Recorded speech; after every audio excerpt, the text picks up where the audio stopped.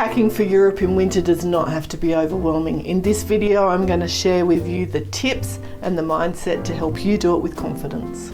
Are you heading to the Christmas markets and maybe a little bit like me during 2023, very overwhelmed by the prospect of being too cold? By the end of this video, I'm going to share with you useful information to help you pack with better confidence.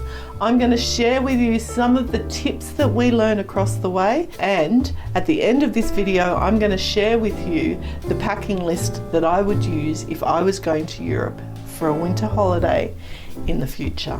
In this video, I am going to be referring to packing light and getting everything into a carry-on suitcase. But up front, I've got to say to you, that's not what we did last year. It is possible, but it's not what we did. We took a bigger bag because that's what we needed to do to feel confident and comfortable heading out last year. And that is okay. Just because I'm referring to packing light and giving you some of the reasons for why that is a good idea, I want you to know that this is more about helping you to think about things, and it's about answering questions that you may have about whether you can actually take less than you think you're going to need. And probably the answer is yes. Let's take a moment to look at some of the reasons why packing lighter is a good idea. If you want to go right to the far echelons of packing light, one of the big reasons people do it is maybe their tickets don't cover booked through luggage and you don't want to pay the extra fee. So can you do that and still be warm? I think you can. It takes a little bit of thought, but as I said, I'm going to give you tips that will help you to do that. For us, that's not a consideration. For us, it's about the ease of transporting our stuff when we're on the ground and when we change location lots. So in this video, I'm going to be talking about it with that mindset in mind. It's not going to be about the flight for us, it's going to be about our on-the-ground experience. If you do pack so light that you can just take carry-on, and you do that successfully, one of the upsides of that when you arrive in your destination is you don't have to wait at the luggage carousel for your bag to be the last bag off the plane. You can just get off the plane and head to passport control and immigration and just make your way into your new adventure. I know there's that whole, but we might lose our luggage. Yes, that is a possibility. And hey, grab an Apple AirTag. That's what we've done. As I said, for us, it's about the on-the-ground experience. Have you been to Europe and stayed in a hotel where you've had to lug your luggage up multiple floors of stairs? We have, and in the early days, Phil had an awful time running up and down stairs, lugging our big heavy bags up to our room. And sometimes stairs are so narrow. I can remember once in Hallstatt, we stayed in a fantastic place, built on the side of a hill, and we were in the very loft rooms of this hotel, and it was all stairs, and the last lot was almost a ladder. Thankfully, we only had carry-on bags at that point, but it was still a bit of a challenge. And if we had have had the original bags that we took to Europe, which we absolutely hate and I would never recommend them, they would have been a nightmare to have got up those stairs. Just the whole overbalancing and all of that would have been a problem. Layers are such a critical thing in how we pack for winter. Layers are a great thing for any time of travel, and if you want to pack lighter, it is so much easier. When we talk about layers, we cannot forget the necessity of having a good warm scarf, a beanie that is lined. I'd be lost without my lined beanie, and also really warm gloves. And we'll talk about that one a little bit more too. Shoes are another key component to the success of how warm you feel. We both took Keen's walking shoes. Phil had boots, I had shoes, but I also had a pair of snow boots. In reality, did we need to take the heavy hiking boots for everyday wear? Probably not. And I'm looking into some of that for future trips to try and lighten that load a little bit and lighten the weight of what I'm walking around in every day. Yes, they're comfortable shoes and they do the job, but are they really what we needed? Were snow boots and something else something we could get away with? We knew that when we were in snow, and we ended up in snow a lot more than we thought we were going to, our shoes were waterproof. We knew that that our walking shoes, we could put our shoes on every day and they would be fine no matter how wet they got, how much snow we trudged through, all of that. The shoes worked well because we've taken them out into the bush and I've walked through puddles in my walking shoes, so I know that they were up to the job. But can I get something lighter for next time? And my snow boots were great. They were full, like went up to my calf, and they did really well in the snow. When we packed, I ended up overpacking. I packed way too early for our trip. I ended up starting to pack a couple of months before we left. And now I've done that before. As a first time traveller, I would pack ages out, I'd buy new clothes, I'd do all of that. I bought this shirt for that trip. I had probably 4 shirts with me that were shirts, and then some that were considered as base layers, but in reality these shirts were just as good as the base layers, or I would wear the warmer thermal base layers on really cold days and not put one of these over the top of it. I just put a jumper on, and then the jumper would be covered by my good Macpac 3/4 length coat, and so none of that was ever seen. And then quite often when we would go indoors for lunch or into a shopping centre or into a museum, and we would take off that outer layer, it would only be the outer layer that we took off, and we would be quite comfortable in the jumper or jacket with the undershirt. Like, they never saw the light of day. I don't think even this one got to see the light of day on Christmas Day. It was under my jacket, under my Christmas jumper. Let's start with base layers. For me, I only needed one, and Phil, he never wore a jumper. So he had his waffle shirts and his rugby shirts, and he would wear them as the base layer and then have his jacket over the top with the scarf and gloves and beanie. He was warm, and then he would be quite comfortable when we would go inside, because everywhere in Europe is really warm. They do inside warm really well. Let's talk about washing. Now, we thought we would have to, like, the clothes wouldn't dry, and if we had a 2-night stay, it wouldn't be long enough if we hand washed, But quite often, especially in like Austria and Poland, most of our hotels had a towel warmer in the bathroom. So we could wash our socks and our undies and even our base layer shirts by hand, and they would be dry by the next afternoon at the latest. And that was including my woolen Macpac hiking socks. They would dry with it, no problem. And then when we got into the Baltics, where it wasn't as common to have the towel warmers, the places were so warm that even if we did hand wash, the socks and the undies would dry.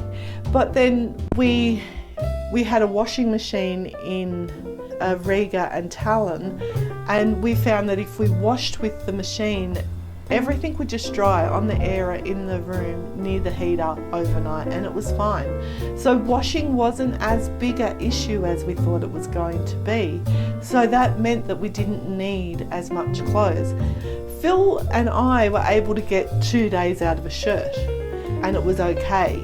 Whereas at home, we probably wouldn't do that as often. It is good to strategize to make sure you've got a laundry mat near you a few days in, so that you can wash like your pants and like all those heavier things that aren't going to do well hand washing, or that you do book a place that's got a washing machine so that you can do a big wash and get everything dry and all of that sort of thing. You know, if you're going for 2 weeks, and you're happy to hand wash your undies and socks, you could probably do 2 weeks in a carry-on without having to wash anything else because of what I've just explained. If you're getting value out of this, can I take a moment to ask that you consider subscribing to our channel? We are a older couple who, in our time off, we either travel Australia or Europe, and we bring you along for the journey. As time goes on, I'm going to give you more and more tips about things that we've learnt over 7 trips to Europe and a lifetime of travelling Australia. As I said before, I packed way too early for our trip, and in the end I let the what ifs get the better of me, rather than just going with all the other things that I'd heard other people say.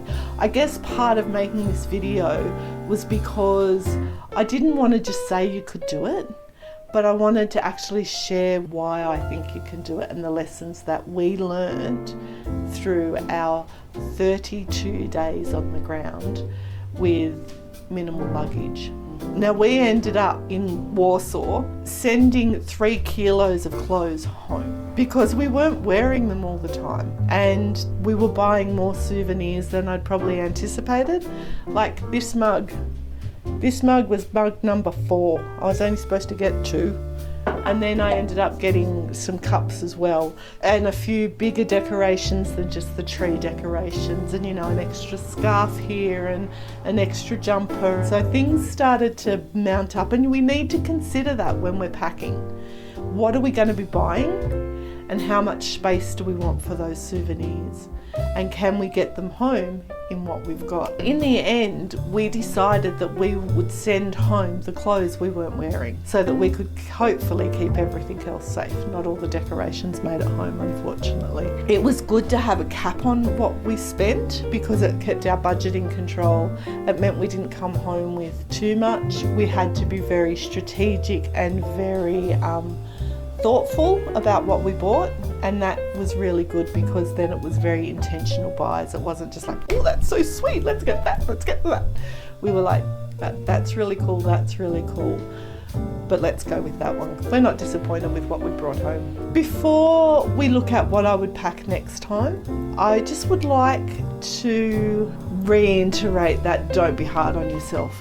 I know that when I had to concede defeat and go from our large away carry-on bags, which is what we try and limit ourselves to, and a little bit extra in a personal item, that's a new concept I'm just learning about, and I'm looking forward to sharing some of the things that I'm going to learn about personal items with you as well. When I had to concede that that was not going to be enough and we needed to go up a suitcase size, thankfully we had them. We don't anymore, we killed them in this trip.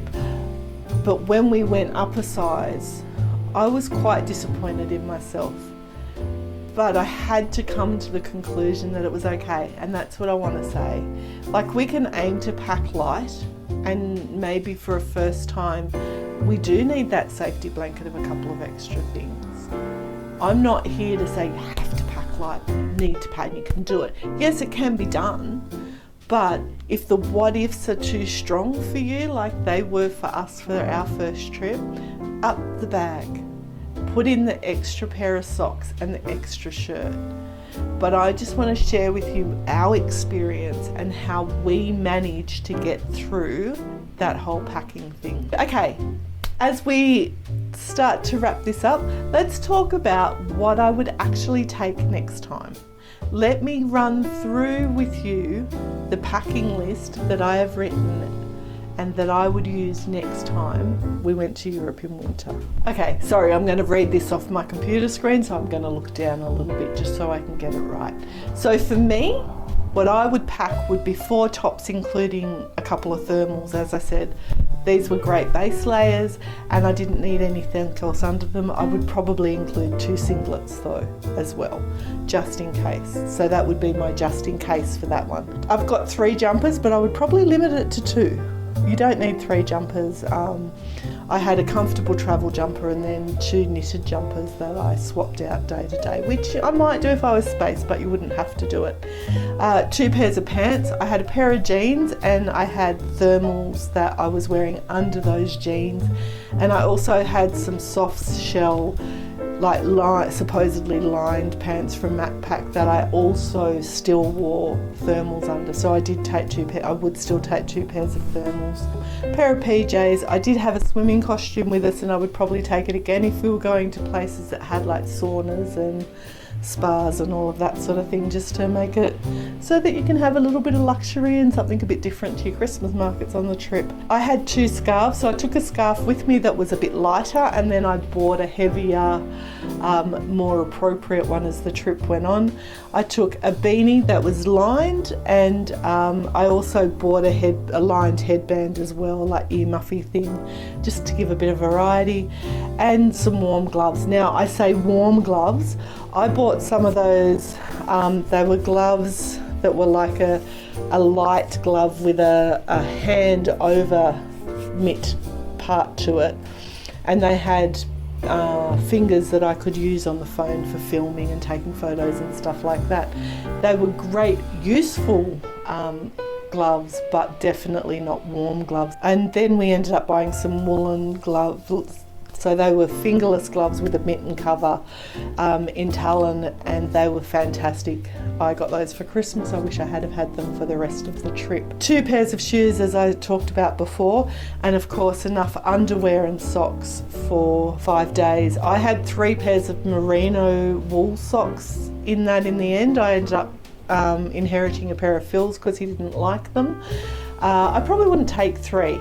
Knowing that they would wash and dry, I would take 2 for really cold days, and then really probably the other socks were enough for other days, or I'd get a thinner pair of merino socks that would help regulate my temperature a bit better. Let's talk about Phil. So Phil, again, enough underwear for 5 to 7 days. He'd include a couple of singlets this time, just to up that comfort level with his shirts, seeing as he didn't wear a jumper. A pair of PJs. We bought him a pair of Wrangler fleece lined jeans.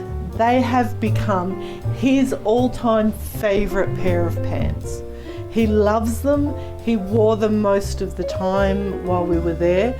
He did not need thermals with them. He needed nothing else with them. They're thick, they're heavy, but they were worth the investment and worth the space in his suitcase, in his opinion. And then he had a lighter pair of pants, that cargo pants that he travelled in, because he loves those. He had 4 waffle shirts that, just like men's, I guess, undershirt, like just shirts, 2 rugby shirts because he likes a rugby shirt. He'd take a good quality beanie, gloves, and a scarf or 2. He ended up with 2 scarves as well, but his base scarf is wool anyway, so it was quite warm. He also had a jacket, and then his Keen's hiking boots, and he probably wouldn't take any other shoes because he did have a pair for travel, but which he usually uses when he flies across the country every week. But in reality, they just clogged up space. That is what we would take, and I've included the link to our blog that has our packing list on it, and that's down in the description below, and also will give you more information about those things that we've talked about. As I said last year, we were really concerned about packing light and how we were going to do it and whether it was going to be a success. And in the end, we sent stuff home, and we came home and unpacked our bag, and then I repacked it, and it all fitted into our away bag, including a little bit of space for other things. And if I had understood how to use a personal item a little bit better, then we would have easily fitted everything we needed across the 2 bags coming home with the extra things that we purchased. If this video's got you dreaming about visiting Christmas markets and enjoying a European winter, why not check out this video where I show you our top 5 Central European Christmas markets. As always, thanks for joining us. Travel brilliantly. Bye.